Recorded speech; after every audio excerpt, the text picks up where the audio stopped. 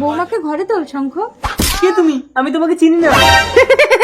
শঙ্খ, এসব উল্টাপাল্টা বললে না জুতো খুলে ওর গলটাকে একদম ফাটিয়ে দেব। আপনি আপনার পাগল ছেলেকে আমার সাথে বিয়ে দিয়ে আমার জীবনটা নষ্ট করে দিয়েছে। একমাত্র তুমিই পারবে আমার শঙ্খকে ভালো করে তুলতে। ওরে আমি ছাড়ব না। একদম অভদ্র অসৌজন্যে ভরা। ওর ভিখারি বাবা সব কিছু বিক্রি করে আমাকে বিয়ে দিয়েছে। আমার ফিরে যাওয়ার পথ নেই। আমি দিনরাত এক করে ওকে সুস্থ করে তুলবো। ঠিক বলেছেন।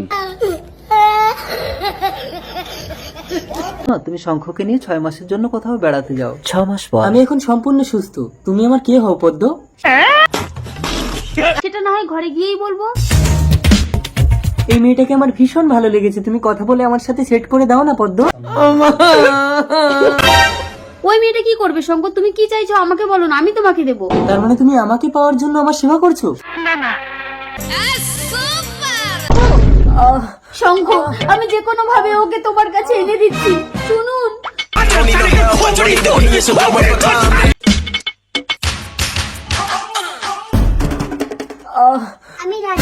কেন? কোনো ব্যাপার না। তুমি রাজি? চলো আমি তোমাকে বিয়ে করে বাড়ি নিয়ে যাবো। হ্যালো, তোমার কি আর কব? বাবা, আপনার ছেলে সম্পূর্ণ সুস্থ হয়ে গেছে। আজই বউ নিয়ে বাড়িতে আসছে। এই কই গো শুনছো? আমাদের ছেলে পুরোপুরি সুস্থ হয়ে গেছে। মজা না? প্যারি সমাজ গেই।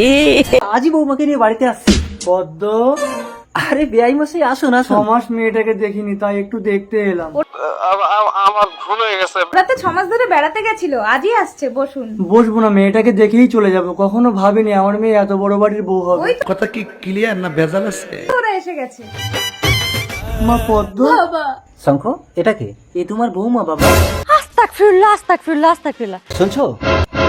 শঙ্খ, তোর বউ থাকতে থাকতে তুই আবার বিয়ে করেছিস? কে বৌমা? পদ্মা তোর বিবাহিত স্ত্রী।